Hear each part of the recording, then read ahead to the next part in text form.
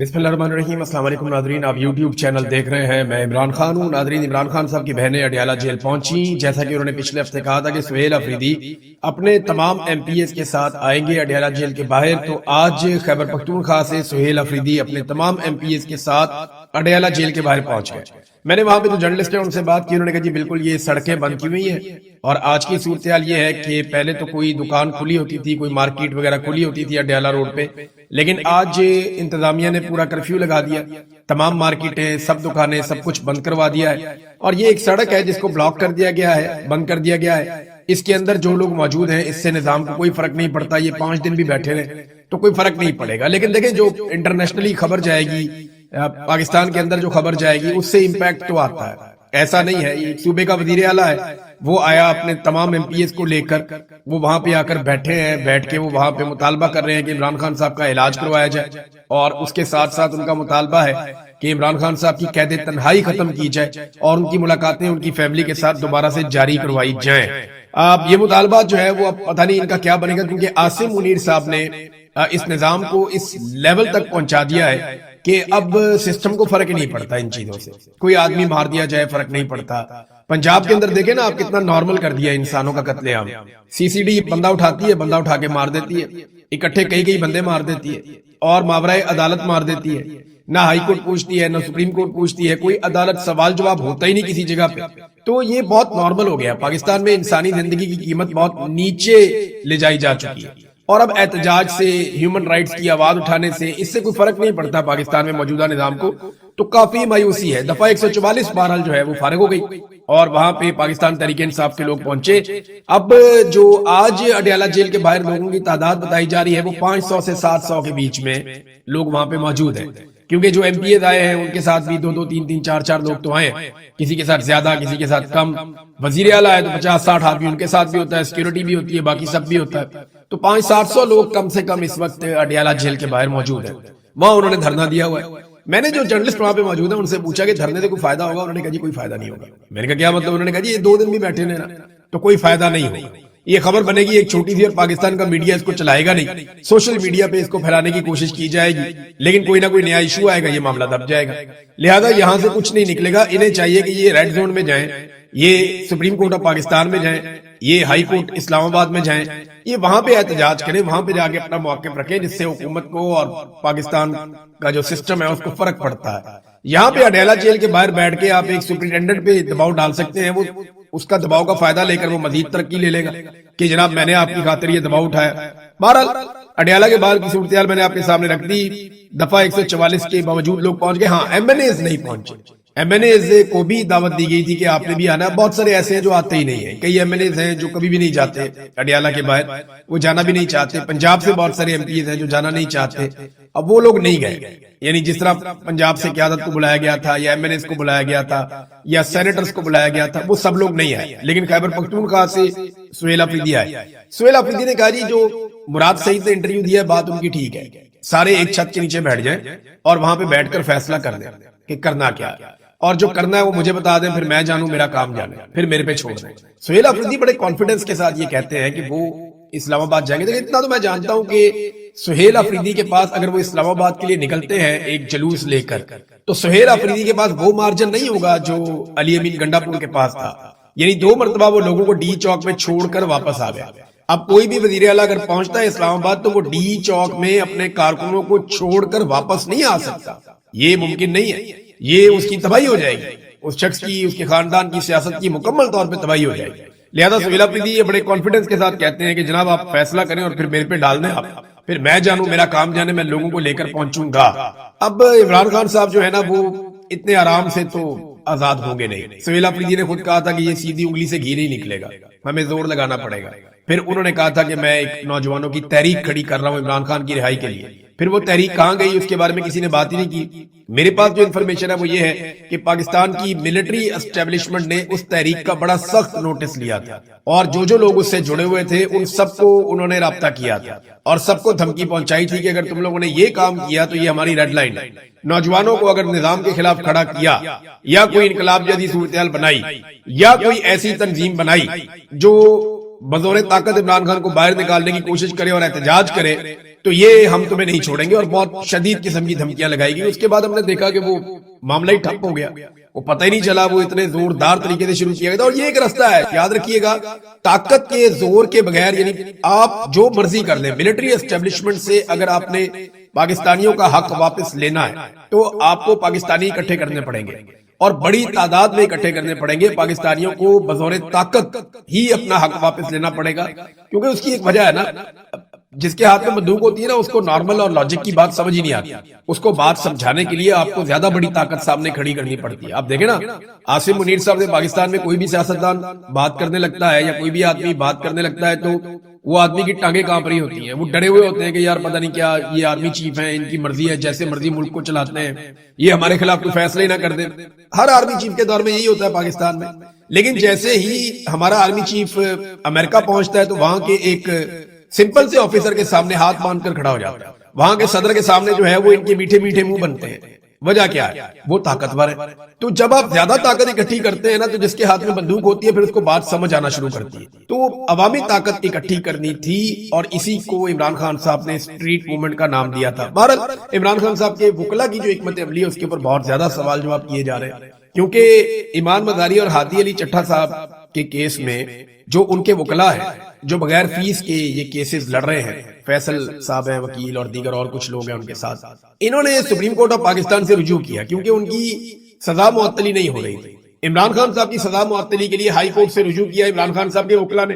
اسی طرح ایمان مزاری اور ہادی علی چٹھا کے وکلا نے بھی اسلام آباد ہائی کورٹ سے ہی رجوع کیا سزا معطلی کے لیے۔ عمران خان صاحب کے معاملے کو 1.25 سال ہو گیا لگ بھگ، ان کا کیس ہی نہیں لگا سزا معطلی والا، جبکہ 3 ماہ کیس جب نہیں لگا، یعنی 2 ماہ سے زیادہ ہو گیا جب کیس نہیں لگا ایمان مزاری اور ہادی علی چٹھا کا، تو ان کے وکلا سپریم کورٹ آف پاکستان چلے گئے اور عمران خان کے وکلا سپریم کورٹ آف پاکستان نہیں گئے۔ تو سپریم کورٹ آف پاکستان نے 2 ہفتے کے اندر اسلام آباد ہائی کورٹ کو باؤنڈ کر دیا کہ ہم یہاں موجود ہیں، ہم کیس کو پینڈنگ کر رہے ہیں، 2 ہفتے کا آپ کے پاس ٹائم ہے، 2 ہفتے کے اندر آپ فیصلہ کریں سزا معطلی کے معاملے پر۔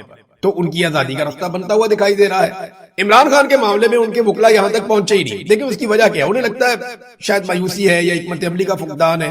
کروڑوں روپے عمران خان صاحب کے وکلا کو، عمران خان صاحب کی فیملی نے، عمران خان صاحب کی پارٹی نے، ان لوگوں نے کروڑوں روپیہ دیا، بہت پیسہ دیا، لیکن اس کے باوجود وہ سپریم کورٹ آف پاکستان ابھی تک نہیں گئے۔ یہ انفارچونیٹ ہے، جبکہ 3 مہینے کے اندر وہ چیز حاصل کی ہادی علی چٹھا اور ایمان مزاری کے وکلا نے، جن وکلا نے فیس بھی نہیں لی۔ تو ایک تو یہ بہت تنقید ہو رہی ہے عمران خان کے وکلا پہ، لیکن میں ایک بات یہاں کہنا چاہتا ہوں، اگر پاکستان کے سارے جج اکٹھے ہو کر بیٹھ کے بھی عمران خان کی رہائی کا فیصلہ دے دینا، ایک بھی جج ایسا نہ ہو جو اس فیصلے کے خلاف اختلافی نوٹ لکھے، اور پاکستان کے تمام سینکڑوں جج اکٹھے بیٹھ کر فیصلہ دے دیں عمران خان صاحب کی رہائی کا، تب بھی عمران خان صاحب کی رہائی نہیں ہوئی، کیونکہ عمران خان صاحب قانون کی قید میں ہی نہیں ہے۔ قانون کو تو صرف ایک ٹول کے طور پہ استعمال کیا گیا۔ عمران خان صاحب آرمی چیف کی قید میں، آرمی چیف نے اپنی ضد اور اپنے مفاد کے لیے عمران خان صاحب کو جیل میں رکھا ہوا، اور کوئی مسئلہ ہی نہیں ہے اس میں، ملکی مفاد تو ہے ہی نہیں۔ دیکھیں جتنے دن عمران خان صاحب جیل میں، ملک نیچے سے نیچے، نیچے سے نیچے جا رہا ہے۔ اگر ملکی مفاد ہوتا تو کوئی نظر آ جاتا نا۔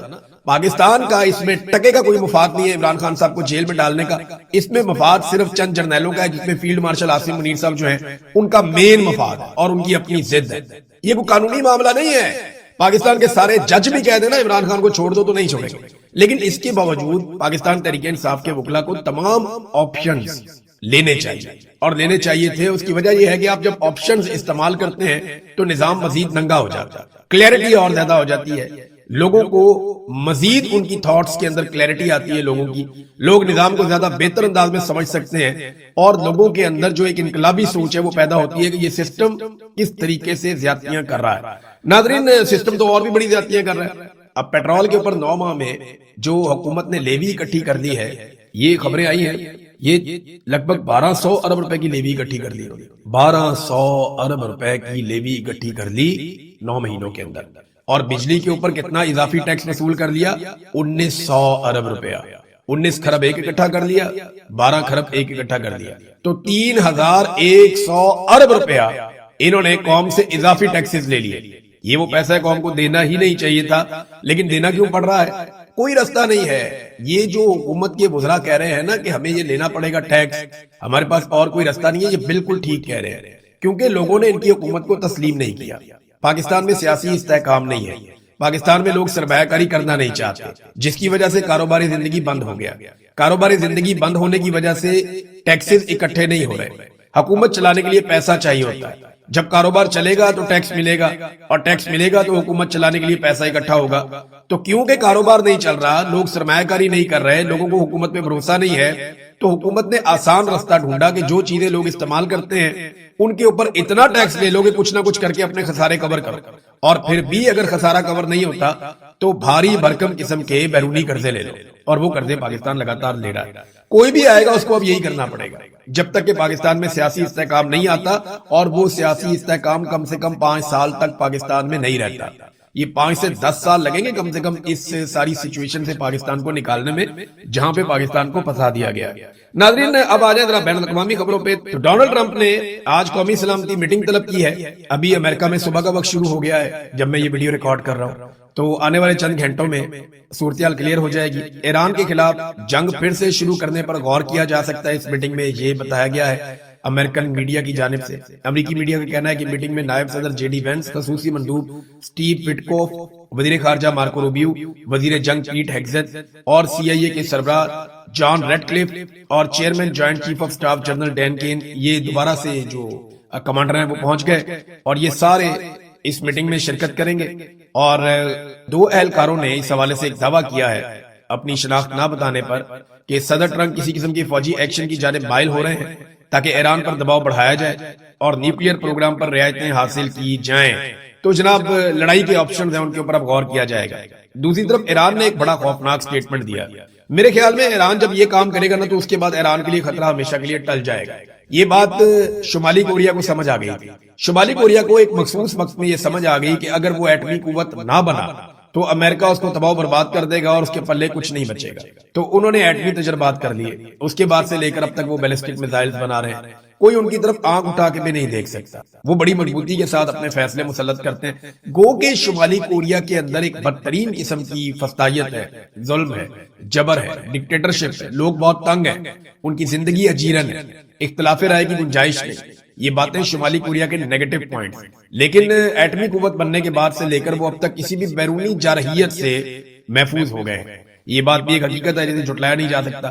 تو ایران نے کہا کہ اگر دوبارہ حملہ ہوا تو 90% یورینیم افسودگی شروع ہو سکتی ہے۔ یہ ایک بڑی دھمکی۔ اس کا مطلب سیدھا سیدھا یہ ہے کہ ایران ایٹمی تجربہ کرنے کی طرف بھی جا سکتا ہے اگر دوبارہ ایران کے اوپر حملہ کیا گیا تو۔ ایران نے امریکہ اور اسرائیل کو خبردار کیا کہ اگر اس کی سرزمین پر دوبارہ حملہ کیا گیا تو تہران یورینیم کی افسودگی 90% تک بڑھانے پر غور کر سکتا ہے۔ ایرانی پارلیمانی کمیشن کے ترجمان ابراہیم رضائی نے یہ چیز اناؤنس کی اور اپنے بیان میں کہا کہ امریکہ اور اسرائیل کی جانب سے کسی نئے فوجی کارروائی کی صورت میں ایران کے ممکنہ رد عمل میں 90% تک یورینیم افسودگی بھی شامل ہو سکتی ہے۔ انہوں نے کہا کہ اس معاملے کا پارلیمنٹ میں جائزہ لیا جائے گا اور قومی مفادات کے مطابق فیصلہ کیا جائے گا۔ اب اگر ایران کے اوپر امریکہ اور اسرائیل اٹیک کرتے ہیں تو وہ کہیں گے جی ہم نے تو پہلے سے کہہ دیا تھا، اور ایک جواب ان کے پاس ہوگا کہ بار بار حملوں سے بچنے کے لیے ہمیں دفاعی نقطہ نظر سے ایٹمی تجربہ کرنا پڑا ہے۔ تو یہ اب ایک نئی سچویشن ہے امریکہ کے سامنے، اس کو وہ کیسے ٹیکل کرتے ہیں۔ بہرحال 4 ایرانی پکڑے گئے ہیں بوبیان کے جزیرے۔ یہ ایک کرائے کی کشتی پہ پہنچ رہے تھے، اور یہ جو ایرانی لوگ ہیں ان کا تعلق جو کویتی سرکار نے بتایا، کویت کے پاس ہے نا یہ بوبیان کا جزیرہ، یہ بہت امپورٹنٹ ہے۔ میں نے آپ کو کچھ عرصہ پہلے اس کا نقشہ دکھایا تھا۔ کویت کے ساتھ یہ بوبیان کا ایک بہت بڑا جزیرہ ہے، اس میں امریکی اسٹریٹجک جو ہے وہ ایسٹس بھی ہیں۔ امریکہ نے یہاں پہ اپنے ہتھیار بھی رکھے ہیں، اپنی فوج بھی یہاں پہ رکھی ہے، اور مبینہ طور پہ اس کو استعمال کیا جاتا ہے دفاعی نقطہ نظر سے۔ تو بوبیان کے جزیرے پر 4 لوگ پہنچتے ہیں ایرانی ایک کرائے کی کشتی میں جو پکڑے جاتے ہیں۔ اب کویت نے یہ دعویٰ کیا کہ یہ لوگ، ان کا تعلق ایران کی پاسداران انقلاب سے ہے، اور وہ وہاں جو ہے کاروائی ڈالنے کے لیے آئے تھے، اور ان کے ساتھ لڑائی میں ایک کویتی فوجی زخمی بھی ہو گیا۔ اب وہاں یہ امریکہ کے مفادات کو نقصان پہنچانے یا جو لڑائی ہے اس کے سلسلے میں انفارمیشن کلیکٹ کرنے یا کچھ گوریلا کاروائی کرنے کے لیے آئے تھے۔ اس کے بارے میں مزید تفصیلات نہیں ہیں ہمارے پاس، لیکن یہ 4 لوگ ایرانی پاسداران انقلاب کے بوبیان کے جزیرے میں پکڑے گئے ہیں۔ ڈونلڈ ٹرمپ نے ایک اور بڑا زبردست کام کیا ناظرین، یہ دیکھیں آپ۔ یہ ایک تصویر ہے ڈونلڈ ٹرمپ نے پوسٹ کی ہے اپنے سوشل میڈیا پہ. اس میں امریکن $100 کا نوٹ ہے, اس پہ ڈونلڈ ٹرمپ کا فوٹو بنا ہوا ہے. ڈونلڈ ٹرمپ کی ذہنی حالت بھی مریم نواز جیسی ہوتی جا رہی ہے. مریم نواز کو ہر طرف اپنی شکل دیکھنی ہے, ہر طرف اپنا, کیونکہ بہت ہی غیر مقبول ہے نا بیچاری. وہ اس کو لگتا ہے کہ میں اپنی شکل دیکھتی ہوں تو میں مقبول ہو جاتی ہوں. وہ ہر دیوار پہ, ہر سڑک پہ, ہر بینر پہ, ہر پوسٹر پہ, ہر ایمرجنسی اسپتال کی, اس کے باہر, ہر تھانے, ہر جگہ مریم نواز کی خواہش ہے کہ اس کی فوٹو چپک جائے. اور فوٹو چپکانے کے لیے وہ سرکاری وسائل کا بے دریغ استعمال بھی کرتی ہے. میں نے تو یہاں بھی دیکھا کہ ایک بینر جو ہے مریم نواز کا, وہ فوجی بھی لگا رہے تھے جس پہ مریم نواز کا فوٹو چپکا ہوا تھا. تو مریم نواز کو جیسے بڑا شوق ہے اپنا فوٹو چپکانے کا, تو اسی طرح کی ذہنی حالت ایسا لگتا ہے ڈونلڈ ٹرمپ کی بھی ہے. وہ بھی بیچارے بہت غیر مقبول ہیں. امریکی تاریخ کے جو غیر مقبول ترین صدور ہیں ان میں سے ایک ڈونلڈ ٹرمپ بن چکے ہیں. تو ڈونلڈ ٹرمپ نے یہ جو فوٹو لگائی ہے دیکھیں آپ, اس پہ 100 کے نوٹ پہ ڈونلڈ ٹرمپ کا فوٹو لگا ہوا ہے. اور اس کے علاوہ ایک خبر اور آئی تھی پچھلے دنوں کہ وہ پاسپورٹ کے اوپر بھی اپنا فوٹو لگانے کا منصوبہ بنا رہے تھے, اور اس کے اوپر کوئی حکمت عملی تھی جس پہ کام ہو رہا تھا. میں نے آپ کو خبر بتائی بھی تھی. تو ڈونلڈ ٹرمپ جو ہے وہ نرگسیت کا شکار ہو چکے ہیں. بین الاقوامی میڈیا میں اس پہ بہت تنقید ہو رہی ہے. ایک اور ناظرین خبر ہے کہ آبنہ ہرمز سے 4 بحری جہاز گزرے ہیں. یہ آئل ٹینکرز ہیں بہت بڑے. یہ بحری جہاز گزر گئے آبنہ ہرمز میں سے. ان چاروں کا تعلق چین سے, یعنی چین کا تیل جا رہا ہے, چین کا رستہ نہیں رک رہا, اور چین کے جہاز جو ہیں, آئل ٹینکر جو ہیں, وہ چین کی طرف بڑھ رہے ہیں. تو چائنا اپنی بالادستی بھی ثابت کر رہا ہے, ایران بھی اپنا تعلق چین کے ساتھ جو ہے وہ ثابت کر رہا ہے. ایران بھی نہیں روکتا, امریکہ بھی انہیں نہیں روکتا.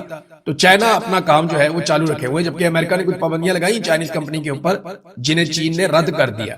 ابھی ڈونلڈ ٹرمپ نے جب چائنا جانا ہے تو اس میں بہت بڑی بڑی خبریں نکلیں گی. ناظرین ایک آخری خبر یہ ہے کہ ایران نے جو آبنہ ہرمز کی حدود ہیں وہ پہلے ہوتی تھی کوئی 30 میل تک. یہ زیادہ لمبی اور بڑی جگہ نہیں تھی, لیکن ایران نے اب اس کو بڑھا کر لگ بھگ 300 میل تک کر دیا. یعنی جو ایران اور عمان کے بیچ میں جو ایک ایریا ہے اس کو آبنہ ہرمز کہتے ہیں. یہ لگ بھگ 30 میل کا پہلے علاقہ ہوتا تھا, لیکن اب اس کو بڑھا کے ایران نے